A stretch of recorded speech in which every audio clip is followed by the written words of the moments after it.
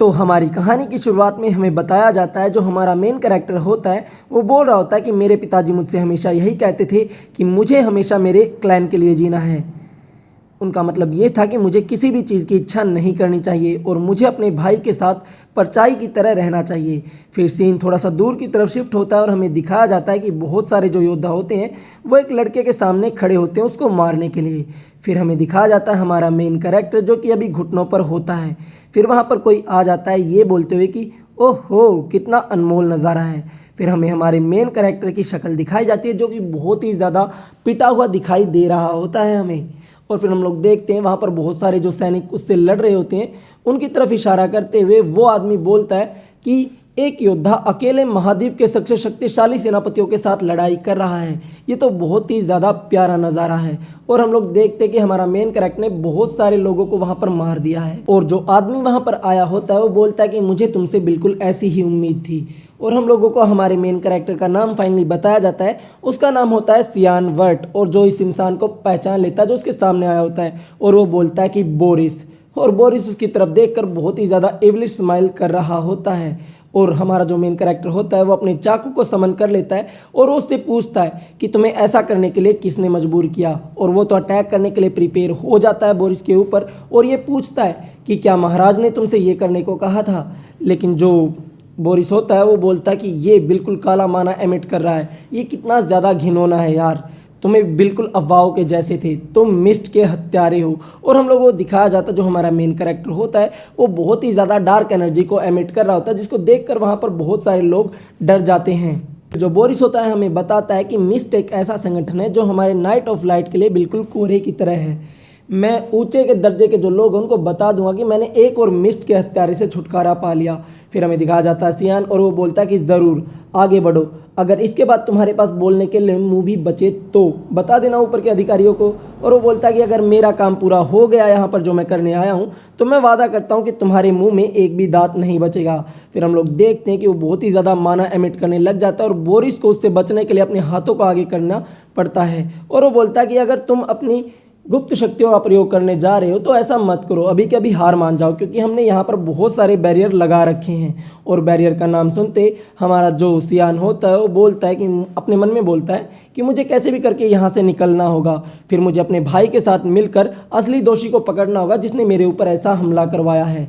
और जो सायन होता है वो बोलता है क्या कहा तुमने, एक बैरियर यहाँ पर लगाया है, मैं उस बैरियर के टुकड़े टुकड़े कर दूंगा। लेकिन तभी वहाँ पर कोई आ जाता है जो सियान को रुकने के लिए बोलता है।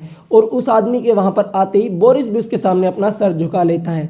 और उसको देखकर जो सियान होता है वो थोड़ा सा कंफ्यूज हो जाता है, उसको समझ में नहीं आ रहा होता कि यहाँ पर आखिरकार हो क्या रहा है। और अब भी उसे अपने पिता की बात याद आ रही होती है कि अपने कबीले के लिए जियो और तुम्हारे भाई एशल भी एक वंश का हिस्सा ही है, अगर वो सफल हो गया तो उसमें ही तुम्हारी सफलता मानी जाएगी। फिर हमें दिखाया जाता है एशल वहाँ पर आ जाता है जो कि सियान का बड़ा भाई होता है। और उसको वहाँ पर देखकर एशल को कुछ समझ में नहीं आ रहा होता और वो सोचता है कि क्या मेरे ऊपर हमला करवाने वाला यही है, क्या मेरा बड़ा भाई ही मुझे जान से मारना चाहता है। और ये सब सोचकर जो सियान होता है वो घुटनों पर आ जाता है और उसे कुछ भी समझ में नहीं आ रहा होता। और यही सेम बात एशल भी उसको बोलता है कि तुम मुझे यहाँ पर देखकर थोड़े से कंफ्यूज लग रहे हो। और एकदम से एशल सियान के सामने आकर खड़ा हो जाता है और सियान उससे पूछता है कि क्या इस सब का आखिरकार मतलब क्या है, ये सब तुम क्यों कर रहे हो। और जो एशल होता है वो बोलता है कि सायन तुमने अपने सभी कर्तव्यों को बखूबी निर्वाह किया है, मेरे लिए, अपने कबीले के लिए या फिर सब के लिए, लेकिन इसलिए मैं बस कोशिश कर रहा हूँ कि अब मैं तुम्हारे कंधों से वो बोझ को उतार दूँ। यानी कि उसको मारने की बात कर रहा है और उसको अभी भी समझ में नहीं आ रहा होता। सियान बोलता कि मतलब इस सब का मतलब क्या है, क्या मैंने कुछ गलत कर दिया है। और ये बात सुनने के बाद जो एशल होता है वो बोलता है क्या कहा तुमने, तुमने कुछ गलत किया है, क्या तुम्हें सच में वो भयानक ओरा दिखाई नहीं दे रहा जो तुम्हारे शरीर से निकल रहा है, तुम एक हत्यारे के अलावा और क्या हो, अब तो मैं तुम्हें इंसान भी नहीं बुला सकता। और ये बात सुनने के बाद सियान अंदर से बहुत ज़्यादा टूट जाता है और एशल बोलता है कि तुमने बहुत टाइम तक हमें बेवकूफ़ बना लिया, तुम और नहीं बना पाओगे। क्या तुम्हें सचमुच लगता है, क्या तुम्हें सचमुच उन सभी हत्याओं का पता नहीं है जो तुमने अभी तक की हैं, क्या तुम्हें अपने पापों का ज्ञान नहीं है।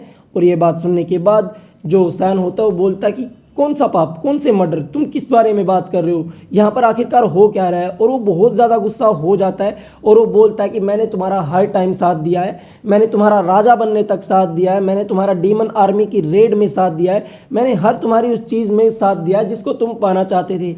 और अब तुम्हें जब सब कुछ मिल गया है तो तुम मुझे मारने की कोशिश कर रहे हो। मैंने अपनी पूरी लाइफ तुम्हारी सेवा की है, क्योंकि मैं तुम्हारी सेवा करना ही मेरा जीवन का आधार मानता था। और हम लोग देखते हैं सियान को बहुत ज़्यादा गुस्सा आ रहा होता है, वो ज़मीन में मुक्का मार रहा होता है और वो बोलता है, और अब तुम मुझे छोड़ रहे हो। मैं 20 सालों तक तुम्हारे नीचे काम करता रहा कुत्तों की तरह, और अब तुम मुझे उस सब मेहनत का ये अंजाम दे रहे हो। और हम लोग देखते हैं सियान बहुत ज़्यादा गुस्सा हो जाता है और फिर वो अपने मन में बोलने लग जाता है कि इससे अब कोई फ़र्क नहीं पड़ता, चाहे मेरा पूरा शरीर ही क्यों ना टूट जाए, लेकिन फिर भी मेरे पास अभी भी कुछ इतना बचा हुआ है कि मैं तुम्हें एक बार के लिए तो मार ही सकता हूँ। और फिर हम लोग देखते हैं कि वो बहुत ज़्यादा गुस्से के साथ पावर अप करने लग जाता है, वो बहुत ज़्यादा डार्क एनर्जी को एमिट करने लग जाता है। और वो डार्क एनर्जी इतनी ज़्यादा होती है कि वहाँ पर आसपास जितने भी सैनिक मौजूद होते हैं वो बोलते हैं कि उसके पास अभी भी इतनी ज़्यादा काली शक्ति बची हुई है, ये तो बहुत ही ज़्यादा असंभव है, ये तो पक्का कोई इंसान नहीं है। और फिर हम लोग देखते हैं जो सियान होता है वो बोलता है कि तुम कितने बड़े मूर्ख हो, अपने छोटे भाई की जान लेना चाहते हो क्योंकि तुम अपने छोटे भाई से डरे हुए हो। और हम लोग देखते हैं जो सियान होता है वो हमला करने के लिए तैयार हो जाता है एशल के ऊपर। और फिर हम लोग देखते हैं जो एशल होता है उसको बहुत ज़्यादा गुस्सा आ रहा होता है उसके ऊपर, लेकिन एकदम से ही जो सियान होता है वो हमला करना स्टार्ट कर देता है एशल के ऊपर। लेकिन एशल भी अपनी तलवार को उठाकर उसके अटैक को डोज कर लेता है और सियान उससे थोड़ा सा गैप बनाने की कोशिश करता है और अपने मन में सोच रहा होता है कि बस एक बार मुझे उसके ऊपर एक ऐसा अटैक करना है जिससे उसकी कमज़ोरी को मैं तोड़ पाऊँ, जिससे वो दोबारा से रीजनरेट ना कर पाए। और हम लोग देखते हैं कि वो बहुत ही ज़्यादा स्पीड से उसके ऊपर अटैक करने लग जाता है, लेकिन तभी उसके सामने एक बैरियर आ जाता है जिसके बारे में कुछ समझ में नहीं आ रहा होता कि ये यहाँ पर आया कैसे। लेकिन तभी वो नोटिस करता है कि उसके पीछे बोरिस खड़ा है और वो समझ जाता है कि बोरिस ने उस बैरियर को बनाकर एशल को उसके अटैक से बचाया था। और हम लोग देखते हैं कि इसी का फ़ायदा उठाता है अपना एशल और वो अपनी तलवार से वार कर देता है सियान के ऊपर, और वो अपनी तलवार को सियान के पेट के आर पार निकाल देता है, जिसकी वजह से सियान का हथियार उसके हाथ से छूट जाता है। फिर एशल बोलता है कि मैं तो तुम्हें बिना दर्द वाली मौत देकर तुम पर एहसान करना चाहता था क्योंकि तुम मेरे भाई थे, लेकिन फिर भी तुमने अपना असली रंग दिखाई दिया। मुझे तो शुरू से ही पता था कि तुम एक राक्षस हो। अच्छा हुआ कि मैंने शुरू से ही तुम पर कभी भरोसा किया ही नहीं। और ये बात सुनने के बाद जो सियान होता है वो अंदर से बहुत ज़्यादा टूट जाता है कि उसके भाई ने ही कभी उसके ऊपर भरोसा नहीं किया, जबकि वो उसकी पूरी दिल से सेवा करता है। फिर हम लोग देखते हैं जो एशल होता है वो सियान के पेट में लात मारता है और अपनी तलवार को उसके पेट से बाहर निकाल लेता है और वहाँ से जाने लग जाता है बोरिस को लेकर। और फिर हमें दिखाया जाता है सियान और वो बात कर रहा होता है अपने मन में कि यार हट, धिक्कार है मेरे ऊपर, क्या इस तरीके से मेरी लाइफ जो वो एंड होने वाली है। और हम लोग देखते हैं कि वो मरने ही वाला होता है, लेकिन तभी एकदम से ही वो खड़ा हो जाता है और वो एशल के ऊपर हमला करने लग जाता है। लेकिन एशल उसको आता हुआ नोटिस कर लेता है और हम लोग देखते हैं सियान बहुत ज़्यादा गुस्से में होता हो तो मारने ही वाला होता है, गले पर बिल्कुल उसका चाकू पहुंच ही गया था एशल के। लेकिन फिर हम लोग देखते हैं कि एशल एक बहुत ही पावरफुल अटैक करता है सियान के ऊपर और सियान का गेम वहीं के वहीं ओवर कर देता है। लेकिन तभी सियान के कानों में एक आवाज़ आने लग जाती है कि यंग मास्टर जल्दी से उठ जाइए। और हम लोग देखते हैं सियान को वो अपने बिस्तर से एकदम से अपनी गर्दन को पकड़े हुए उठता है पसीने से तर हुआ कि जैसे मानो कि अभी उसके ऊपर हमला किया था एशल ने। लेकिन उसके सामने एक लड़की होती है, वो बोलती है कि तुम कितने समय तक और सोने का इरादा कर रहे हो, जल्दी से उठ जाओ, मुझे पता है तुम यहाँ पर ट्रेनिंग से बचने के लिए सोने की एक्टिंग कर रहे हो, तो जल्दी से रेडी हो जाओ और ट्रेनिंग पर जाना है तुम्हें। और वो वहाँ पर उस लड़की को देखकर बोलता है कि एमिली तुम यहाँ पर क्या कर रहे हो। और फिर वो एकदम से नोटिस करता है कि एक मिनट, एमिली इसको तो मैं लगभग 20 साल पहले मिला था, ये अब यहाँ पर क्या कर रही है। और ये जो मेरा कमरा है ये भी बिल्कुल वैसा का वैसा ही है, ये फर्नीचर भी बिल्कुल वैसा का वैसा है जैसा मेरे बचपन में था। एक मिनट, इसका मतलब क्या हुआ, क्या मैं वापस अपने बचपन में आ गया। और फिर वो अपने हाथ लगाता है चेहरे पर और नोटिस करता है कि वो फिर से बच्चा बन गया है। और ये बात सोचकर वो बहुत ज़्यादा हैरान हो रहा होता है। लेकिन उसके सामने जो एमिली होती है वो बोलती है कि यंग मास्टर जल्दी से खड़े हो जाइए, मुझे पता है कि आप ट्रेनिंग से बचने के लिए अपने समय को बर्बाद कर रहे हो, क्यों है ना। और सियान को समझ में नहीं आ रहा होता कि कौन सी ट्रेनिंग, तो वो पूछता है कि आखिरकार तुम कौन सी ट्रेनिंग की बात कर रही हो। और फिर वो बाहर की तरफ निकल जाता है। हमें दिखाया जाता है वर्ट क्लेन डची जो कि एक जगह पर होता है और अपने मन में सोच रहा होता है सियान कि मुझे पूरा यकीन है कि मैं अतीत में डची में वापस आ गया हूँ। फिर वो अपने मन में ये सोचने लग जाता है कि ये मौत से पहले अपनी पूरी लाइफ जो आंखों के सामने गुजरती है, जो लोग बोलते हैं क्या ये बिल्कुल वैसा है। फिर जो सायन होता है वो बोलता है कि मुझे याद है 27 साल पहले की बात है, साल था 985 और 1 मार्च की बात थी। हर साल डची में एक 1v1 ट्रेनिंग सेशन होता था जो कि मेरे पिताजी ही आयोजित करवाते थे और जो मेरे पिताजी थे वो भी यहाँ पर उपस्थित रहते थे और उन्होंने मेरे लिए इस कार्यक्रम को बहुत ही बड़ी बात बना दिया था। और जो मेरा प्रतिद्वंदी था वो था क्रेंजवर्ट। ये मेरा सौतेला भाई था और मेरी ही उम्र का था। फिर हमें उसकी माँ दिखाई जाती है जिसका नाम होता है मार्गरेट एजर्ट, जो कि उसके पिता की पत्नी यानी कि ड्यूक की पत्नी होती थी। इसी वजह से हम दोनों में सबसे कम उम्र का होने के बावजूद भी क्रेंज को बहुत अधिक ध्यान मिलता था क्योंकि उसकी सौतेली माँ उसके पास थी और उसकी माँ उसके पास नहीं थी और वो एक नाजायज़ बेटा था। फिर हमें उसकी पास्ट लाइफ दिखाई जाती है कि पास्ट लाइफ में जब उसका ये 1v1 ट्रेनिंग सेशन होता था तो उसको बहुत ही बुरी तरीके से क्रेंज जो वो हरा देता था और क्रेंज से बहुत ही ज़्यादा बुरी तरह हारने के बाद वो एक हंसी का पात्र बन के रह गया था, जिसकी वजह से उसके पिता ने भी उसके ऊपर ध्यान देना बंद कर दिया था। और फिर हम लोग देखते हैं एमिली उसके साइड में होती है, वो बोलती है कि तुम सरेंडर क्यों नहीं कर देती। और जो सियान होता है वो बोलता है कि अरे मुझे इसको जीतना ही तो है बस, और कोई बात नहीं है, बस छोड़ो मैं इसको जीत लूँगा। और वो अपने मन में सोच रहा होता है कि यहाँ तक कि एक नौकरानी भी मुझे नीचा दिखा रही है, बोलो क्या टाइम आ गया है मेरा। लेकिन तभी एकदम से वो कुछ नोटिस करता है। वो नोटिस करता है कि उसके हाथ में जो तलवार होती है उसको बहुत ही ज़्यादा भारी लग रही होती है और वो अपने मन में सोच रहा होता है कि मैं तो बहुत ही ज़्यादा पावरफुल था, लेकिन अब मैं इस तलवार को उठा रहा हूँ तो मुझे बहुत ज़्यादा भारी लग रही है। इसका मतलब ये हुआ कि मेरी ताकत भी उतनी है जितनी इस उम्र में होनी चाहिए थी मेरी। फिर वो उस तलवार की तरफ ही देख रहा होता है और वो अपने मन में सोचने लग जाता है कि ये मेरी लाइफ नहीं है जो मेरी आंखों के सामने आ रही है, ये कुछ और ही है। मुझे लगता है कि मैं सच में पास्ट में आ गया हूँ। लेकिन फिर वो अपने मन में सोचता है कि लेकिन मैंने तो ऐसे भी किसी भी जादू के बारे में नहीं सुना जो किसी इंसान को पास्ट में भेज सकता है, तो फिर ये कैसे हो गया है, क्या सच में मैं पास्ट में आ गया हूँ। फिर हमें दिखाया जाता है क्रेंज जो कि उसके सामने होता है, वो बोलता है तुम भाग तो नहीं जाओगे ना मैं मुझसे डर के। और फिर वो अपने मन में सोच रहा होता है सियान कि लगता है कि मैं भविष्य बदल सकता हूँ। फिर वो अपने पिता की तरफ देखता है और उसका जो पिता होता है उनके 1v1 ट्रेनिंग सेशन को शुरू करने का आदेश दे देता है। और जो क्रेंज होता है वो बोलता है कि तुम कहाँ देख रहे हो बेवकूफ़, मेरे ऊपर ध्यान दो। और वो बहुत ही ज़्यादा स्पीड से अटैक करने के लिए आगे बढ़ जाता है सायन के ऊपर। लेकिन जो सायन होता है वो बोलता है कि ये क्या है, ये तो बहुत ही ज़्यादा स्लो आ रहा है, इसको तो मैं बहुत ही ज़्यादा आसानी से डोज कर लूँगा। और हम लोग देखते हैं कि वो उसके इस अटैक को प्रेडिक्ट कर लेता है और उसी से डोज हो जाता है, मतलब साइड में हट जाता है, जिसकी वजह से क्रंच का जो अटैक है वो नीचे ज़मीन पर लग जाता है, जिसकी वजह से क्रंच बहुत ही ज़्यादा गुस्सा हो जाता है और वो बोलता है कि तुम तो कायरो की तरह भाग रहे हो, मुझसे लड़ाई करो। लेकिन एक ही अटैक के अंदर सियान क्रेंच की तलवार को दूर फेंक देता है, फिर अपने पाँव से उसके पाँव के ऊपर अटैक कर देता है, जिसकी वजह से क्रेंच को बहुत ही ज़्यादा दर्द हो रहा होता है और वो अपने पाँव को पकड़ कर लेता है और ज़मीन पर लेट जाता है। और ये सब कुछ देखकर उसकी जो माँ होती है वो बोलती कि क्रेंच मेरे बच्चे कैसे हो तुम, तुम्हें कुछ लगी तो नहीं ना, मतलब यार परवाह दिखाने लग जाती है और कुछ नहीं। और जो उसका पिता होता है वो बोलता है कि सायन तो बहुत ही ज़्यादा पावरफुल हो गया है। और फिर हम लोग देखते हैं सायन को जो कि अपने मन में सोच रहा होता है कि मुझे बस अब इसके गर्दन पर तलवार रखनी है और कुछ नहीं, और ये जो लड़ाई है वो ख़त्म हो जाएगी। लेकिन मुझे नहीं लगता कि ये सब कुछ काफ़ी होगा, मुझे इसको बहुत ज़्यादा सबक सिखाना होगा क्योंकि इसने मुझे बहुत ज़्यादा परेशान किया था इस लाइफ में। अब मेरे पास मौका है इसको पूरा बदला लेने का। और फिर हम लोग देखते हैं कि वो बहुत ही ज़्यादा डेविलिश लुक के साथ क्रेंच की तरफ देखने लग जाता है और फिर वो मारने के लिए रेडी हो जाता है क्रेंच को। और क्रेंच भी समझ जाता है कि अब उसकी लंका लगने वाली है और वो रोने लग जाता है।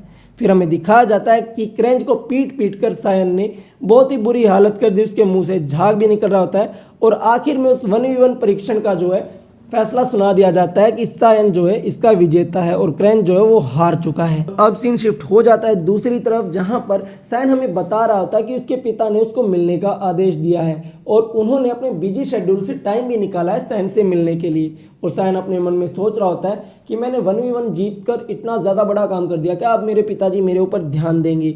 और यहाँ तक कि उन्होंने अपने पर्सनल बॉडीगार्ड यूकेलन को मुझे लेने के लिए भेजा है। ये बहुत ही ज़्यादा पावरफुल बंदा है जो कि डायरेक्टली मेरे पिताजी के साथ काम करता है, यानी कि वो ड्यूक का राइट हैंड मैन है, ये बोल सकते हो। फिर हम लोग देखते हैं कि सायन के सामने से क्रेंज की माँ आ रही होती है, जिसको देखकर जो सायन का मन होता है उसको छेड़ने का करता है। फिर वो पूछता है उससे कि क्रेंज का क्या हाल है मैडम जी। और ये बात सुनने के बाद जो मार्गरेट होती है वो बहुत ही ज़्यादा गुस्सा हो जाती है सायन के ऊपर, और वो बोलती है कि अपने भाई को इतनी बुरी तरीके से पिटने के बाद तुम ऐसा सवाल कर भी कैसे सकते हो। और फिर जो सायन होता है वो बोलता है कि 1v1 ऐसा ही होता है मैडम, आपको शायद पता नहीं। और ये बोलकर वो उससे साइड से निकलने लग जाता है। लेकिन जो मार्गरेट होती है वो बोलती है कि इसलिए नाजायज़ बच्चों को ज़्यादा मुंह नहीं लगाना चाहिए, वो हमारी बराबरी करने की कोशिश करने लग जाते हैं। जैसी माँ वैसा बेटा, ये सब इसलिए है क्योंकि तुम्हारी जो माँ है वो एक प्रोस्टी समझ जाओ थी, इसलिए ठीक है। और तुम्हें तो सड़कों पर भीख मांग कर खाना चाहिए था, तुम्हारी क्या औकात है हमारे साथ लड़ाई करने की। और ये बात सुनने के बाद जो सायन होता है वो बहुत ही ज़्यादा गुस्सा हो जाता है। वो बोलता है कि अब इसने अपनी लाइन क्रॉस कर दी है, क्या मैं इसे यहीं के यहीं मार डालूं। और सियान अपने मन में सोच रहा होता है कि क्या मैं इसे मार डालूं। फिर वो एकदम से सोचता है कि अरे छोड़ो, जाने दो, मुझे दूसरा तरीका पता है जिससे मैं इसे बहुत ज़्यादा परेशानी पहुंचा सकता हूँ। मैं इसे बहुत ही ज़्यादा धीरे धीरे करके परेशान करूंगा। और फिर वो बोलता मार्गरेट से कि आपको अपने बेटे क्रेंज की चिंता नहीं हो रही क्या? और ये बात सुनने के बाद जो मार्गरेट होती है वो बोलती है कि तुम क्या कहना चाहते हो आखिरकार? फिर जो सियान होता है वो बोलता है कि तुम्हारा बेटा मेरे साथ जाएगा एकेडमी के अंदर, तो तुम्हें उसकी चिंता नहीं हो रही कि आपका बेटा कैसे ग्रेजुएट कर पाएगा? और फिर ये बात सुनने के बाद जो मार्गरेट होती है वो बहुत ही ज़्यादा गुस्सा हो जाती है उसके ऊपर। वो तो हाथ भी उठाने वाली होती है सियान के ऊपर और बोलती है कि तुम्हारी हिम्मत कैसे हुई महारानी को ऐसे धमकी देने की?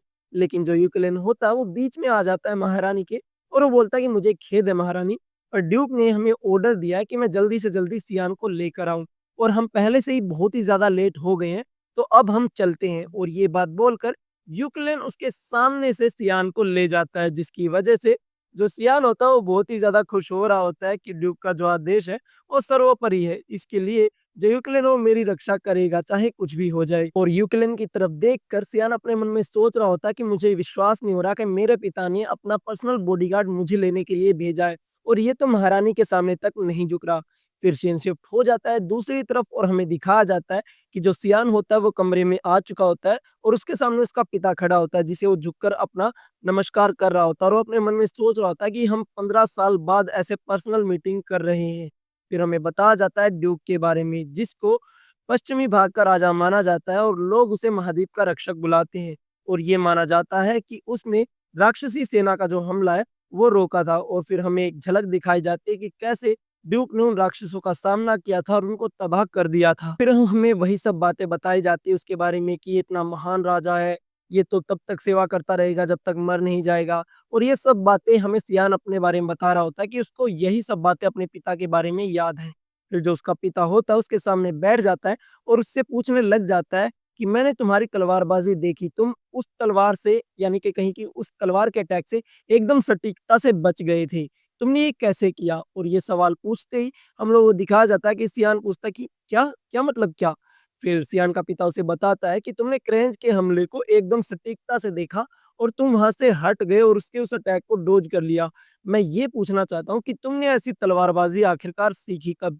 और ये सवाल सुनते ही जो सियान होता है वो एकदम से शौक हो जाता है और अपने मन में बोलने लग जाता है कि जैसे कि इनसे उम्मीद की जा सकती थी, ये बहुत ही ज्यादा बुद्धिमान है। और फिर जो सियान होता है इनका जवाब देता है, वो बोलता है किसी से सीखने की बजाय मैं रात में छुप के खुद से ही अभ्यास करता रहता हूँ ताकि मैं और भी ज़्यादा पावरफुल बन सकूँ। और ये बात सुनने के बाद जो सियान का पिता होता है वो बोलता है कि जहाँ तक मुझे पता है कि तुम्हारी तो तलवारबाजी में कोई भी खास दिलचस्पी नहीं थी, तो क्या कोई ऐसी बात है कि तुम हमसे अपनी ये स्किल छुपा रहे थे? तो सियान होता है वो जवाब देता है कि अरे नहीं, ऐसी कोई बात नहीं है, बस मैं अलग नहीं दिखना चाहता था इसलिए मैं शो ऑफ नहीं करता था। और ये सुनने के बाद जो ड्यूक होता है वो बोलता है कि इसके बावजूद भी आपने जो क्रंच को हराया है वो बाकी काबिल तारीफ है। और ये बात सुनने के बाद एकदम से ही वो बहुत ज़्यादा खुश हो रहा होता है, लेकिन तभी ड्यूक बोलता है लेकिन फिर भी जो आपने उसको हराने के बाद उसको पीटा है, क्या सच में वो करना ज़रूरी था?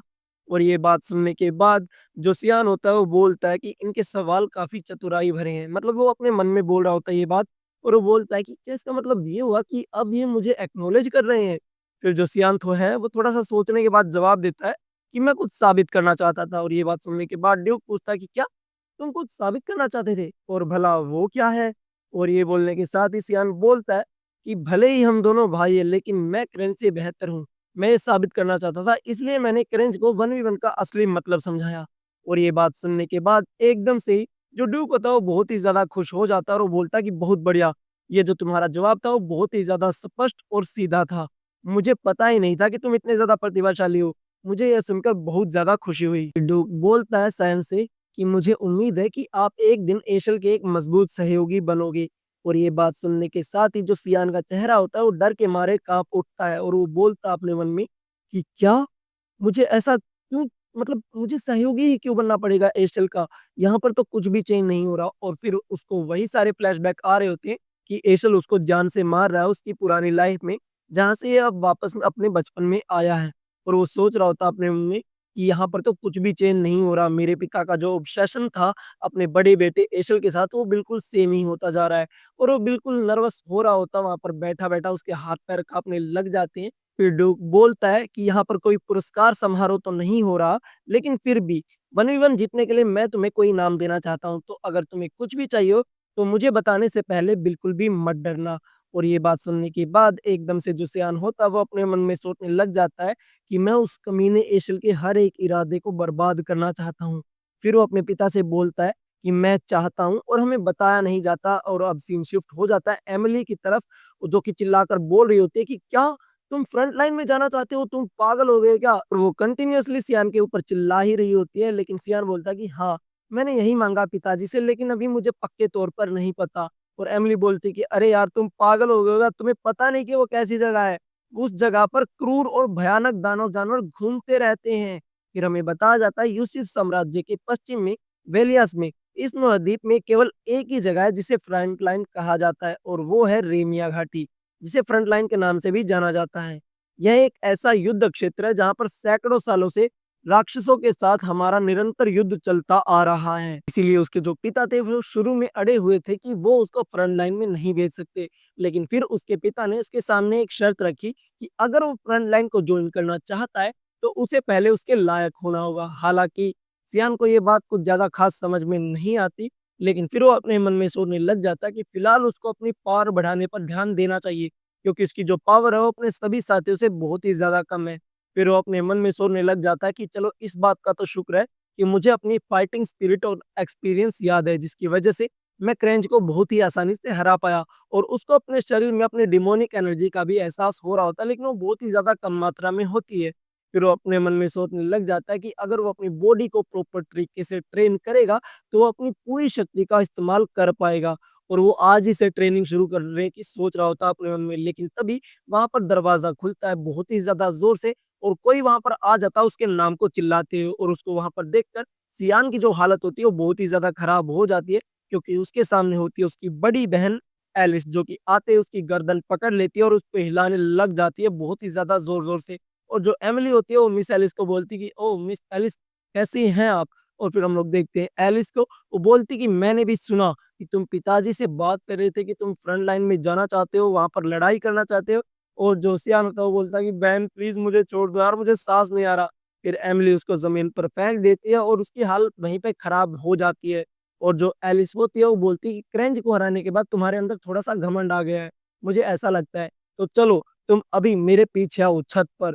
फिर सीन शिफ्ट हो जाता है दूसरी तरफ, जहाँ पर हम लोग देखते हैं कि वो दोनों छत पर आ चुके होते हैं। और जो एलिस होती है वो बोलती है कि तुम अपनी तलवार को चूज़ कर लो, उसके बाद तुम्हें मेरी तलवार के सामने पूरे 3 मिनट तक टिकना है। अगर तुम ऐसा करने में कामयाब हो गए सयान, तो मैं तुम्हें फ्रंट लाइन पर जाने की इजाज़त दे दूँगी। और बेचारा सयान बोल रहा होता है कि वाक़ई हमें ये सब कुछ करना होगा क्या यार?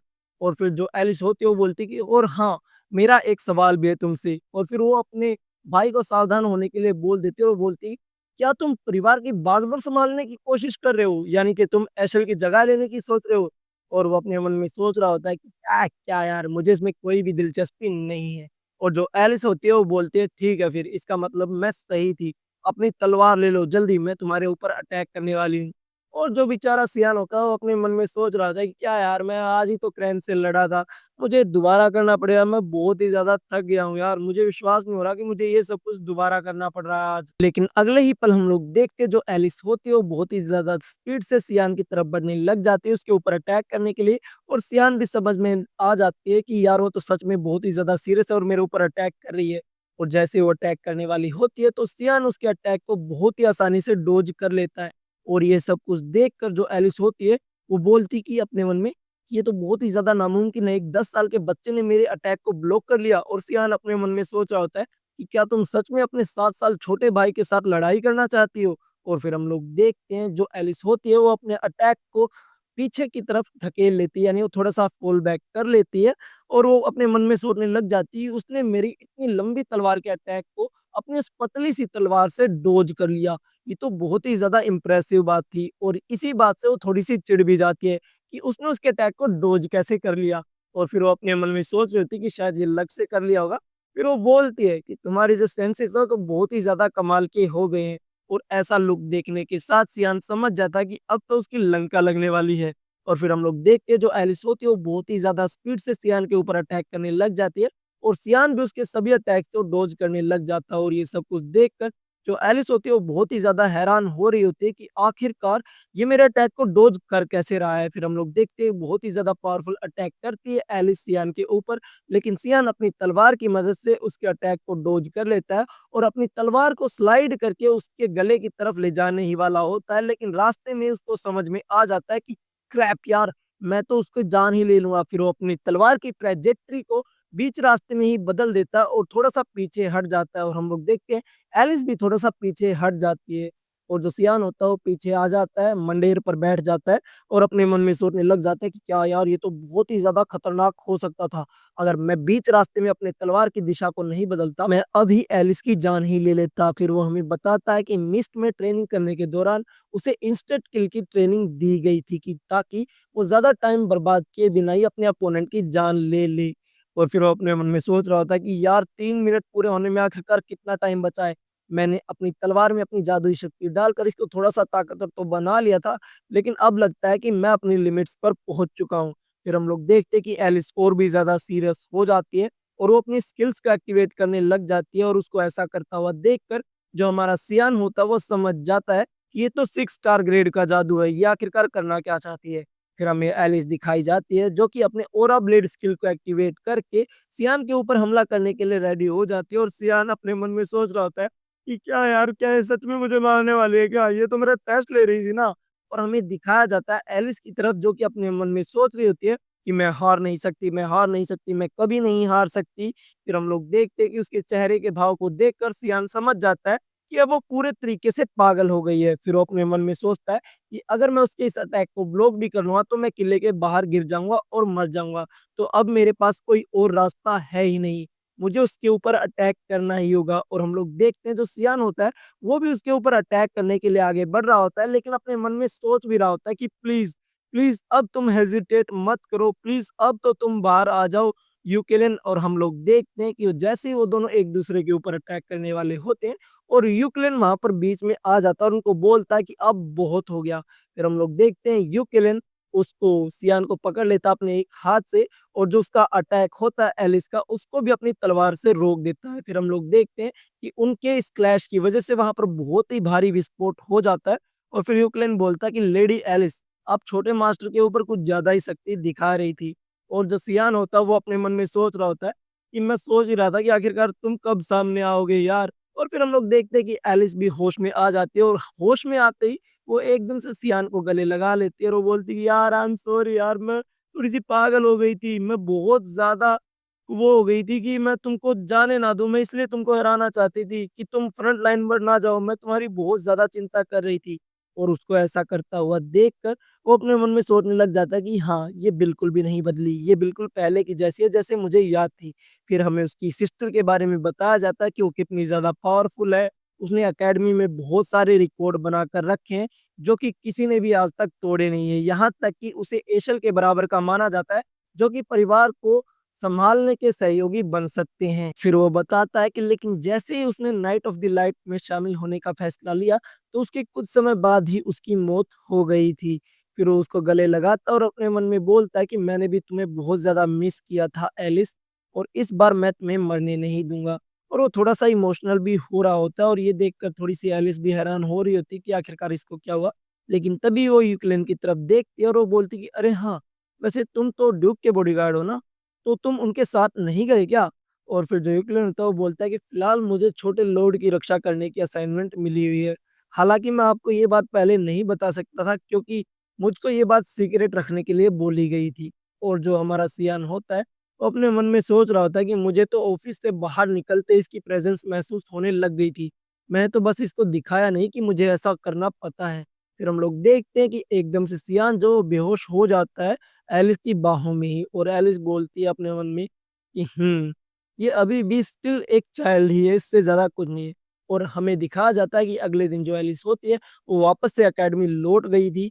फिर हमें पता लगता है कि जो हमारा सियान होता है वो एक्सरसाइज़ कर रहा होता है, और हमें बताता है कि ग्रेजुएशन से पहले उसको अपने पिताजी से मिलना था, इसलिए वो पूरे 2 सप्ताह से ट्रेनिंग कर रहा है क्योंकि उसको महसूस हो रहा था कि उसको अपने स्टैमिना बढ़ाने की बहुत ज़्यादा ज़रूरत है। फिर हम लोग देखते हैं कि जैसे ही वो 10वीं पुशअप मारता है तो वहीं ज़मीन पर वो गिर जाता है। फिर वो हमें बताता है कि पिछले 2 सप्ताह से वो ट्रेनिंग कर रहा है, लेकिन फिर भी उसको कोई भी इम्प्रूवमेंट दिखाई नहीं दे रही अपने शरीर में। और फिर उसे अपनी जो प्राइम की बॉडी है वो याद आने लग जाती है कि उस टाइम पर उसका स्टैमिना कितना ज़्यादा अच्छा था, और वो बेचारा रोने लग जाता है कि यार उसको वो बॉडी वापस चाहिए, वो वापस जाना चाहता था, लेकिन वो जा नहीं सकता था। लेकिन तभी वहाँ पर एमिली आ जाती है और वो बोलती है कि लेडी एलिस ने आपके लिए एक पार्सल भेजा, शायद से आपने ही ये उससे मंगवाया होगा। और फिर जो हमारा सयान होता है वो बोलता है कि अच्छा, वो आ गया क्या? लाओ ये मुझे दे दो। लेकिन जो एमिली होता है, उसका जो चेहरा होता है वो बोलती है इस चीज़ से तो बहुत ही ज़्यादा गंदी बदबू आ रही है, आखिरकार ये चीज़ है क्या? फिर वो अपने मन में सोच रहा होता है सियान कि ये ब्लड हाउंड का ब्लड है। मतलब ये एक बहुत ही ज़्यादा रेयर आइटम है जो कि फ्रंट लाइन पर ही देखने को मिलता है। लेकिन मैंने सुना था कि ये ब्लैक मार्केट में भी मिल रहा है।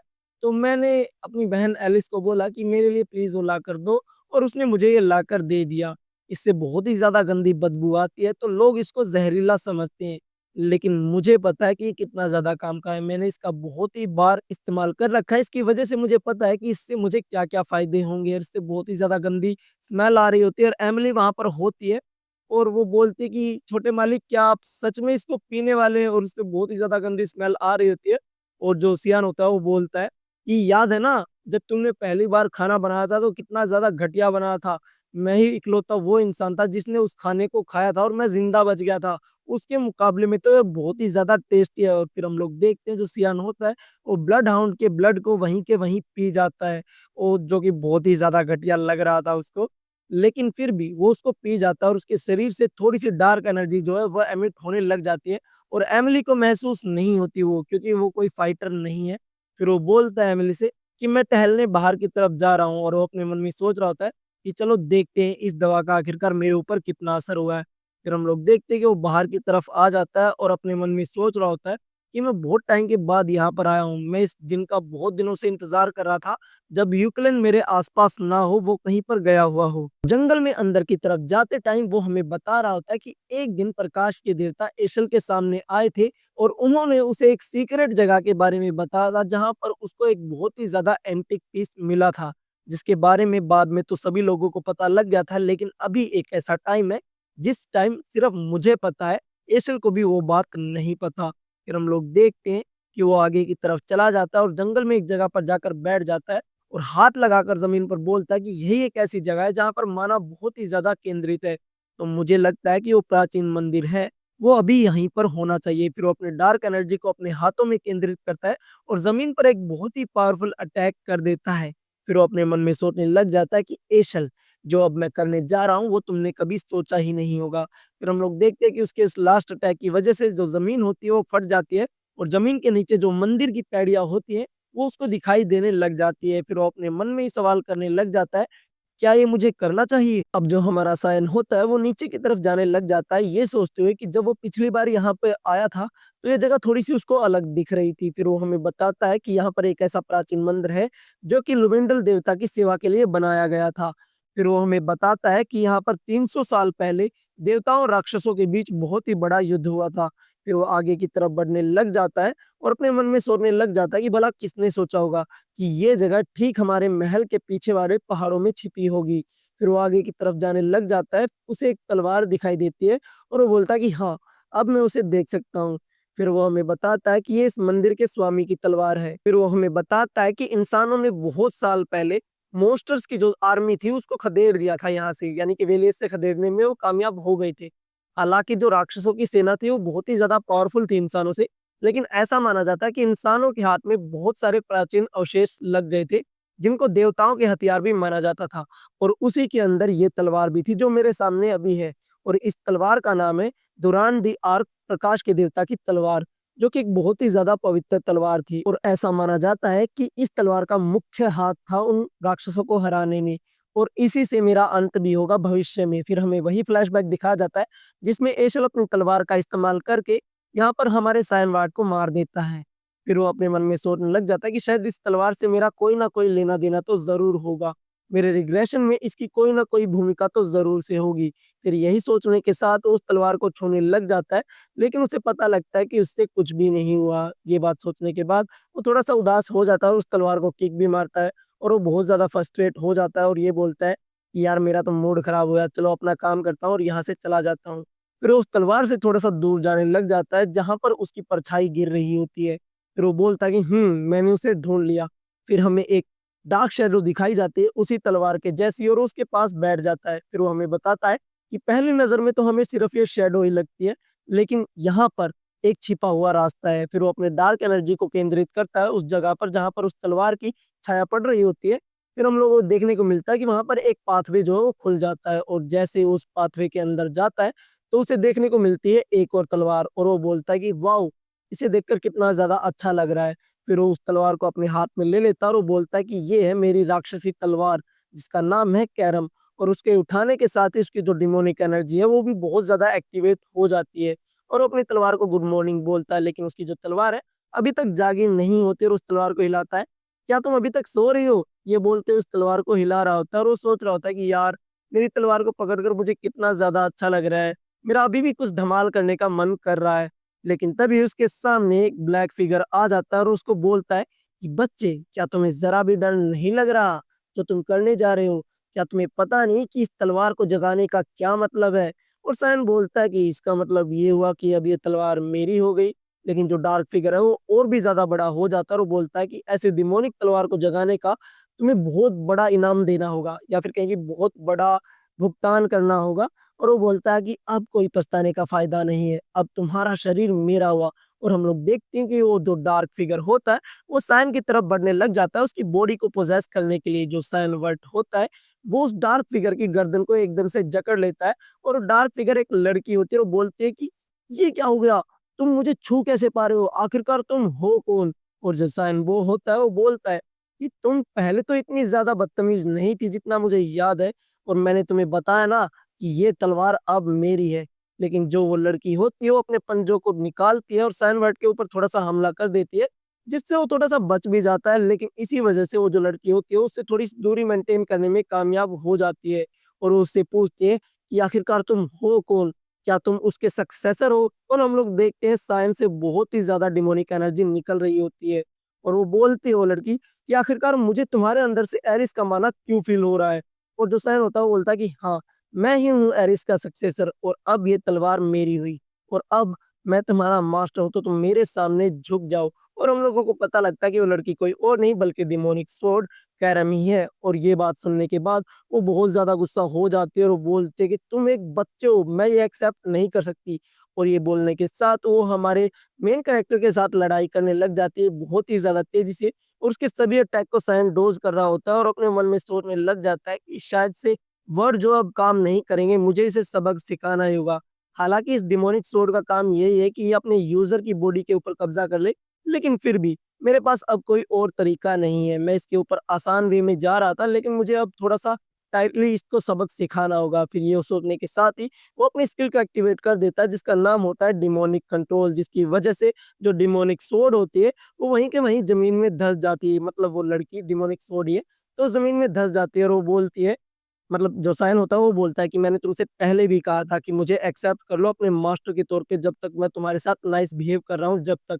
और वो जो सोर्ड होती है उसको अभी भी समझ में नहीं आ रहा होता कि आखिरकार वो इस स्किल का इस्तेमाल कैसे कर पा रहा होता है और वो उसको बोलते हैं कि तुम बहुत ज़्यादा घमंडी हो, मैं तुम्हें कभी एक्सेप्ट नहीं कर सकती। लेकिन फिर से हमारा सायन जो है डिमोनिक सोर्ड को एक्टिवेट कर देता है जिसकी वजह से उसका सर जो होता है वो ज़मीन में फिर से लग जाता है। और फिर से और लगातार वो स्किल को एक्टिवेट करता ही जाता है जिसकी वजह से उसका सर जो ज़मीन में पूरी तरीके से धँस जाता है और वो बोलती कि ठीक है इंसान, मुझे तुम कबूल हो। लेकिन फिर भी सायन को थोड़ा-सा ऐसा लग रहा होता है कि नहीं, अभी भी इसको थोड़ा-सा सबक की ज़रूरत है। वो एक बार फिर से अपने डेमोनिक स्वॉर्ड को एक्टिवेट कर देता है। अब जो हमारी कैरम होती है वो लाइन पर आ जाती है और वो बोलती है कि मास्टर मैंने आपको एक्सेप्ट कर लिया अपने मास्टर के तौर पर, तो अब आप रुक सकते हो। फिर हमें दिखाया जाता है जो सायन होता है वो अपने मन में सोचने लग जाता है कि चलो ठीक है, अब जबकि मैंने अपना काम यहाँ पर ख़त्म कर लिया है, तो क्या मुझे वापस चला जाना चाहिए? मुझे बहुत टाइम हो गया है यहाँ पर आए हुए।